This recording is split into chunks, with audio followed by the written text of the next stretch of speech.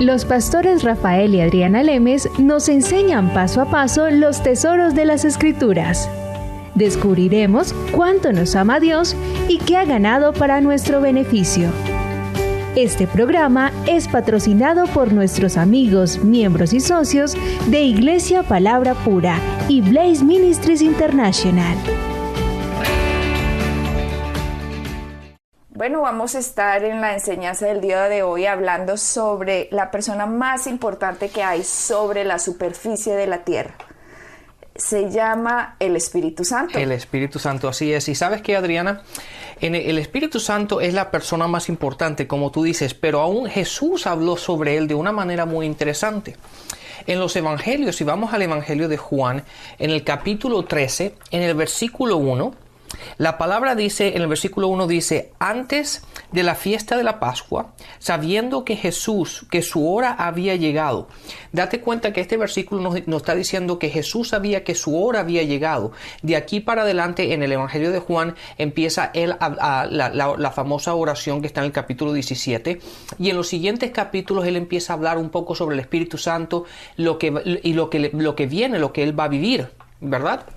Y es muy interesante que en el capítulo 14 de Juan le empieza a hablar a los discípulos y explicarle lo que el Espíritu Santo va a hacer en la vida de ellos. ¿Quién es el Espíritu Santo? Y la importancia que Jesús le estaba diciendo a los discípulos que es muy importante en el que yo me vaya. ¿Verdad? Que Jesucristo se vaya al Padre, y cuando Él se vaya al Padre, Dios va a enviar el Espíritu Santo a la vida de los discípulos, ¿verdad? Lo va a mandar a la tierra. Y es muy importante toda la explicación que él da. De hecho, en Juan 14, en el versículo 26 dice, mas el Consolador, el Espíritu Santo, a quien el Padre enviará en mi nombre, Él os enseñará todas las cosas y os recordará de todo lo que yo he dicho. Y es importante, si la gente se pone a leer estos capítulos, desde el 13, 14, 15, 16, se va a ver la importancia tan tremenda que tiene el Espíritu Santo en la vida del cristiano, en la vida del creyente. Y Jesús le dio mucha importancia, de hecho, repetida, hay varios versículos en cada capítulo repetidamente de la importancia que Jesús le da, que es importantísimo que Él se vaya, para que el Espíritu Santo venga a nuestras vidas, a la vida. Jesús se vaya al Padre. Ajá. Para que pueda enviar al Espíritu Santo, para que el Espíritu Santo que va a vivir en nosotros. Uh-huh. En Juan 14 lo vemos en el versículo 26, también lo vemos en el capítulo 16, en el versículo 13 dice, pero cuando venga el Espíritu de verdad, hablando del Espíritu Santo, Él os guiará a toda la verdad, porque no hablará por su propia cuenta, sino que hablará todo lo que oyere, y os hará saber todas las cosas que habrán de venir, ¿verdad? Eso es lo que va a hacer el Espíritu Santo en la vida de nosotros. Está en Juan 16, en el versículo 13. Entonces, ahí, a eso es lo que tenemos que ver. Y vamos a empezar a hablar un poco de esto, de la importancia que tiene el Espíritu Santo en la vida del creyente. Sí, tenemos que empezar a entender quién es el Espíritu Santo hoy. Creo que es uno de los partes que menos sabemos los cristianos. De hecho, los cristianos, como la mayoría dicen, ay, ojalá Jesús estuviera aquí para que Él me ayudara en todos estos problemas. Y resulta que Jesucristo mismo está diciendo, cuando Él venga, o sea, el Espíritu Santo, ¿cierto? Y también tú decías que Jesucristo dijo, cuando yo me vaya, Él va a estar con ustedes. Como quien dice, hay alguien en nosotros, en este momento, que tenemos que conocer quién es, cómo opera, cómo funciona, cómo nos ayuda. Si nosotros no sabemos eso, hay algo que nos está escondiendo esa verdad para que nosotros no operemos en la autoridad de lo que Jesucristo ya ganó. Es interesante que la palabra que utiliza Jesucristo es cuando Él venga. O sea, que el Espíritu Santo no estaba aquí en ese momento. Correcto. A ver, expliquemos esto, el por qué. Si nos vamos nosotros a Génesis, vemos que Dios dice, hagamos al hombre a nuestra imagen y semejanza. De nuevo, esto ya lo explicamos en los inicios de nuestros programas radiales, pero estaba hablando la Trinidad, el Padre, el Cristo y el Espíritu Santo estaban en el inicio. Y de hecho, cuando Dios sopla cuando Dios, los tres, soplan en el cuerpo del hombre y les da aliento de vida, el Padre le da al hombre el Espíritu Santo. Es la forma en que Dios se comunica con el hombre, a través del Espíritu que hay dentro de él, por medio del Espíritu Santo. Claro, porque siempre la gente tiene que recordar, en 1 Tesalonicenses 5:23 dice que nosotros somos espíritu, alma y cuerpo, ¿verdad? Y en Juan 4:24 la palabra dice que Dios es espíritu. Por lo tanto, de la manera como Dios se comunica con el hombre es por medio del Espíritu, ¿verdad? Exactamente. Así que en el inicio, Adán, cuando estaba en el jardín del Edén, se comunicaba con Dios porque el Espíritu Santo estaba dentro de Adán. Y hay algo muy importante que nosotros tenemos que tener en cuenta. El Espíritu Santo nos ayuda, nos guía, pero jamás, escúchenme en esto, jamás nos va a obligar. Él nunca obliga a nadie a hacer nada. Él le sugiere, le enseña, le muestra, le recuerda, pero nunca lo obliga. Por lo tanto, ¿por qué? Porque respeta el libre albedrío que Dios ha dado al hombre. Por esta razón es que el Espíritu Santo no obligó a Adán. Cuando Adán escuchó la palabra de Dios y le dijo, no comas de este árbol, eso ya era absolutamente todo lo que le iba a recordar el Espíritu Santo a Adán. No coma, ¿ok? No coma, Adán. ¿Qué quería más? El Espíritu Santo no iba a venir a tumbarle las frutas de las manos. Oiga, que no se coma esto, ¿se acuerda? No, no le iba a hacer eso. Él solo le recuerda, Adán, no coma. Exactamente. ¿Qué hace Adán? Hay aquí un espíritu diferente al Espíritu Santo y este espíritu se llama Satanás. Ya hablamos sobre esto, que el espíritu Satanás se mete en la serpiente, pide un cuerpo para poderse dirigir a Adán y a Eva para conversarles. Pero a lo que vamos es, todo lo que vaya contrario a lo que Dios dijo es sabiduría diabólica, sabiduría satánica. Y Dios espera del hombre que el hombre confíe en Dios para que crea que lo que Dios dice es bueno, y si se lo dice es porque lo ama. ¿Qué sucedió con Adán? Adán, aunque sabe lo que dijo Dios, aunque el Espíritu Santo le recuerda lo que Dios le dijo, Adán sencillamente, él come, porque hizo caso de otro espíritu, que no es el Espíritu Santo, es el espíritu Satanás. Cuando hace caso, por primera vez en la historia de la humanidad, el hombre hace caso a otro espíritu diferente al Espíritu Santo, entra toda esta maldición, porque eso era lo que estaba buscando Satanás, reinar al hombre. Cuando el hombre cae, Rafael, el Espíritu Santo tiene que irse del hombre, porque Adán escogió independizarse del gobierno de Dios y ponerse debajo del gobierno de Satanás. Así que desde ese momento, el padre de mentira del hombre se llama Satanás. Y desde ese momento, el hombre se une con Satanás y se separa de Dios. Correcto. Por eso el Espíritu Santo tiene que irse, porque Dios respeta absolutamente todo lo que el hombre vaya a decidir. Entonces es importante resaltar que cuando Jesucristo dijo, cuando Él venga, significa que va a volver alguien que estaba aquí, pero ya no está. Y en lo que Jesucristo estaba haciendo, Jesucristo iba a redimir la raza humana, iba a redimir lo que el primer Adán tiró por la borda, y entra toda esta maldición tan horrible en este planeta Tierra.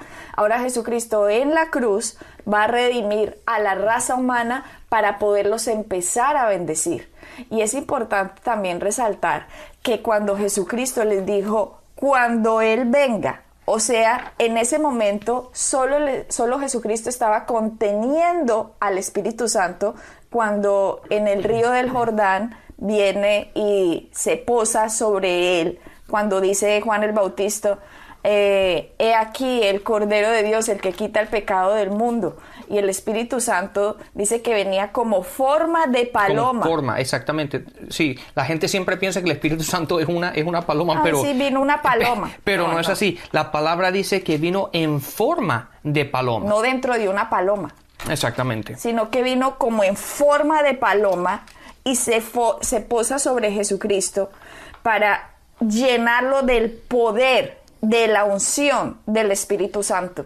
Tiene que tener en cuenta el oyente que Jesucristo antes de los 30 años no hizo absolutamente ningún milagro. Ningún milagro. Después de los 30 años, cuando el Espíritu Santo se posa sobre Cristo, la segunda persona de la Trinidad, entra en la tercera parte de la Trinidad, que es el Cristo. Cuando ellos aquí empiezan a operar en esta tierra como uno, comunicándose con el Padre, porque Jesucristo decía, yo solo digo lo que el Padre me diga. Cuando ellos empiezan a funcionar como uno en esta tierra, es cuando los milagros más apoteósicos empezaron a verse. Y Jesucristo tenía poder sobre todo lo que el enemigo estaba haciendo, sobre toda opresión demoníaca. Jesucristo vino a deshacer todo lo que Satanás estaba haciendo, todo el mal que había causado. Exactamente, la palabra de hecho dice que Jesucristo vino a destruir las obras del enemigo. Imagínate. Entonces, pero sabes que una cosa que es muy importante, la gente piensa que el Espíritu Santo básicamente es una persona que te domina, una persona que te controla, y no es así. De hecho, en Juan 14, como estamos viendo antes, tú utilizaste unas palabras muy interesantes que él no obligó a Adán, ¿verdad? Sino simplemente le recordó. Y de hecho, esas mismas palabras encontramos en el Nuevo Testamento ahora cuando Jesús le está hablando a los discípulos del Espíritu Santo que va a venir, le va a decir, Él les enseñará, Él los va a guiar, Él les va a recordar, y dando a entender de que nosotros tenemos que abrir nuestro corazón, nosotros tenemos que permitirle a Él que nos recuerde, que nos guíe, que nos enseñe, porque la gente piensa que cuando el Espíritu Santo viene o cuando uno recibe el Espíritu Santo, básicamente Él te va a sobrellevar. Y entonces básicamente uno como si fuese... lo va a poseer, así sí. Pues. Y uno y entonces ya es un robot. No, entonces ya, no, el Espíritu Santo me sobreto. Y eso no es así. Él vive en nosotros. Él es una persona. Es parte de la Trinidad que está en nosotros. Pero Él nos va a guiar y nosotros tenemos que permitirle a Él que nos guíe. Tenemos que abrir nuestro corazón, tenemos que abrir nuestras mentes para que Él nos enseñe, nos recuerde la palabra. Pero ahora, cuando hablamos de recordarnos las palabras, el hecho de que recuerde significa que tenemos que nosotros primero tener la palabra en nosotros. Y eso es cosa que eso lo vamos a hablar un poquito más adelante. Veremos cómo el Espíritu Santo se movía en el Antiguo Testamento, Rafael, porque nosotros estamos diciendo acá, le estamos enseñando a la gente cómo Adán pierde la desconexión con Dios cuando decide independizarse de su reino y se une a Satanás. ¿Qué hace Dios? Como Dios siempre ha querido ayudar a la raza humana, porque de hecho Dios nos hizo por amor, ¿ya? De hecho le dice Dios a Satanás, va a venir uno que te va a aplastar la cabeza, se lo dijo en Génesis. Dios siempre había estado buscando otra vez traer a la humanidad a Él, a pesar del pecado que tuvo la humanidad de separarse de Él por culpa de Adán.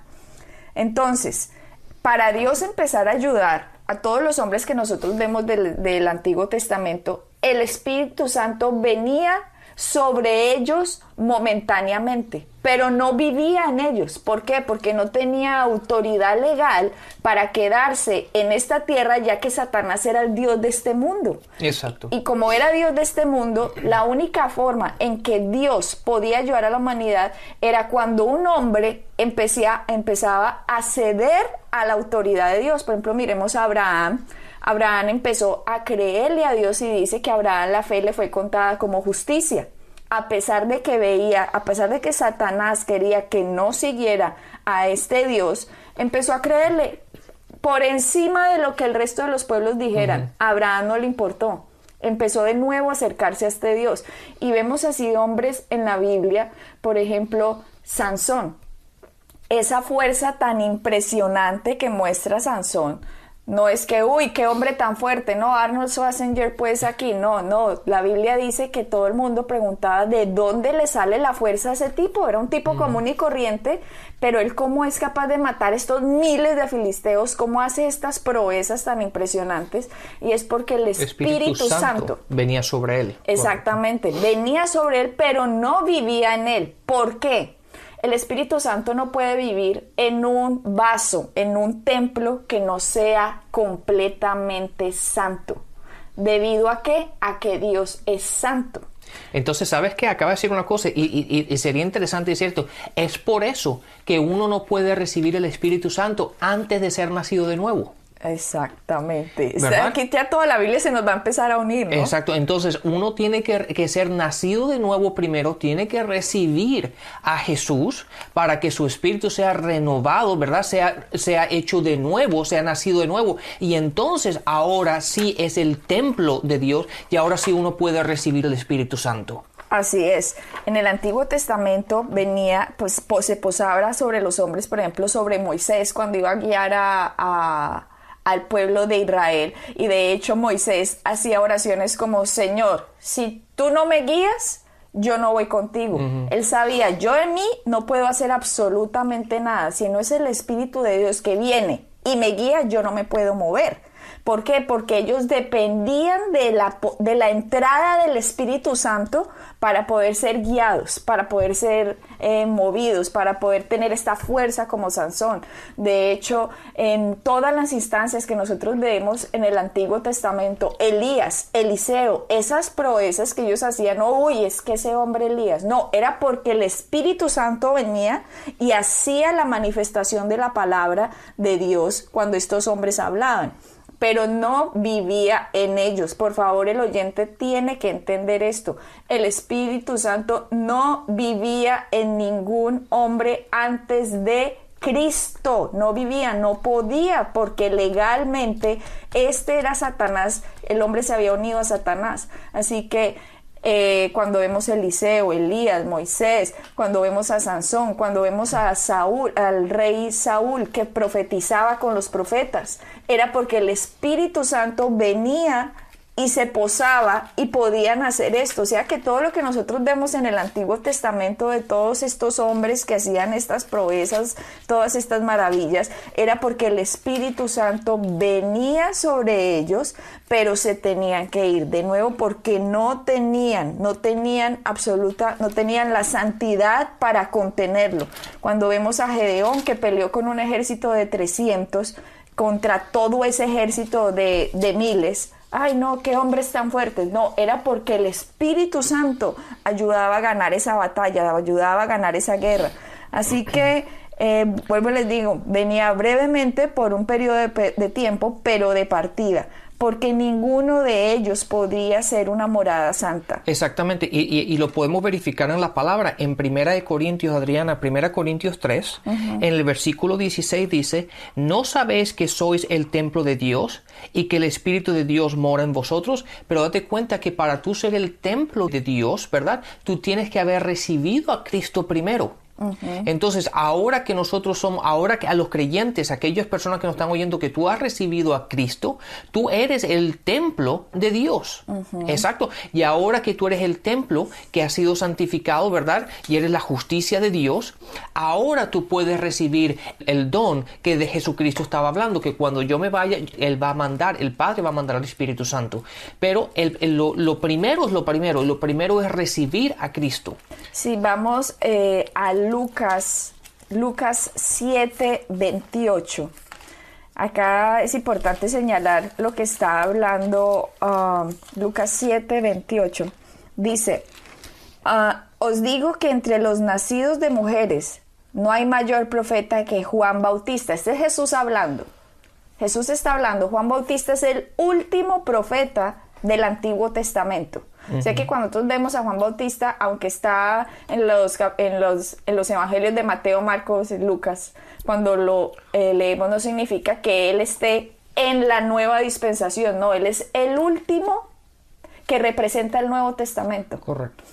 Y dice Jesucristo, os digo que entre los nacidos de mujeres no hay mayor profeta que Juan el Bautista. Pero mira lo que dice, pero el más pequeño en el reino de Dios es mayor que él. Y nosotros ahora estamos en el reino de Dios. Esto es una cosa impresionante, Rafael.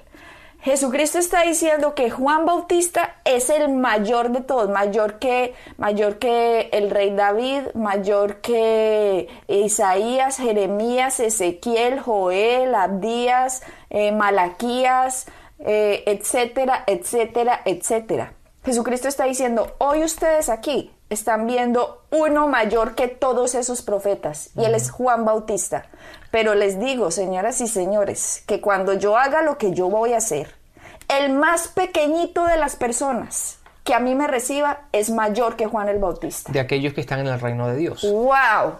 ¿Cómo es posible que Jesús está diciendo que usted que me está oyendo que recibió a Jesucristo, que usted es mayor que el más grande de los profetas del Antiguo Testamento, que fue Juan Bautista, con todas esas proezas que hicieron? ¿Por qué? Porque Jesucristo vino a hacer una obra milagrosa y preciosa en la vida del creyente, que se llama nacer de nuevo. Y la gente tiene esto como una definición. No tienen ni la menor idea qué significa, que el espíritu de ellos nació de nuevo cuando reciben a Jesucristo, y por eso lo dejan como si eso no hubiera sido nada, como si eso no hubiera valido nada. Y Jesucristo está diciendo, con lo que yo voy a hacer, usted va a ser más grande que cualquier profeta. O sea que una persona cuando se siente, yo no sirvo para nada, yo no soy nada, nadie me quiere, todos me odian. Cuando una persona tiene esa actitud de depresión, Satanás lo está engañando. Claro. Porque no tiene ni la menor idea quién es él en Cristo. Sí, Adriana, si te pones a ver, mira, pensemos de este aspecto. La palabra, como te dije ahora en 1 Corintios 3:16, dice que nosotros ahora somos el templo de Dios.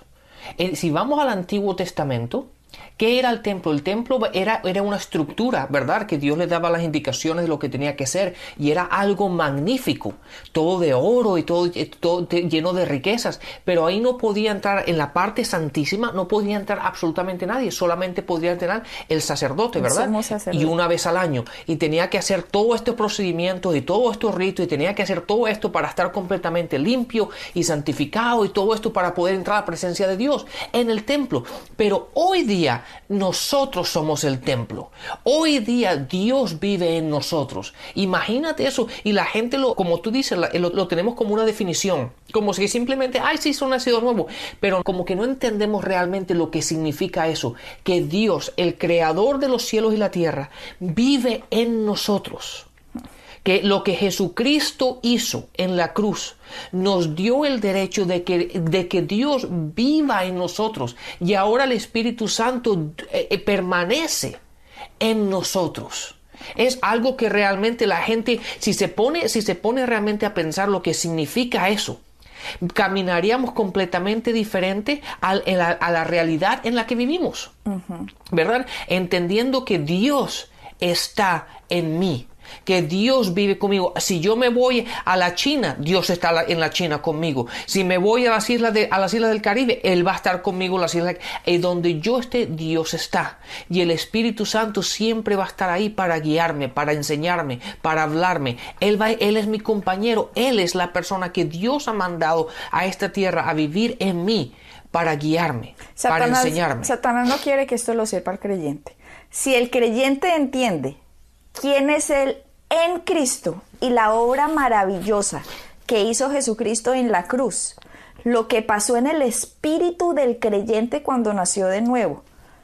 Satanás quiere que usted viva en los sentidos, lo que oye, lo que ve y lo que siente. Él no quiere que usted sepa quién es usted, el que hay detrás de esos ojos que está mirando, porque es su espíritu el que está observando. Si el creyente no sabe quiénes somos en Cristo, les digo, así hayamos recibido a Cristo y así nos muramos y nos vayamos para el cielo, en esta tierra vamos a andar como si no tuviéramos ningún poder ni ninguna autoridad. Bendiciones y nos vemos pronto. Pueden bajar nuestras enseñanzas en www.iglesiapalabracura.com y visitarnos en nuestra sede en la calle 21326.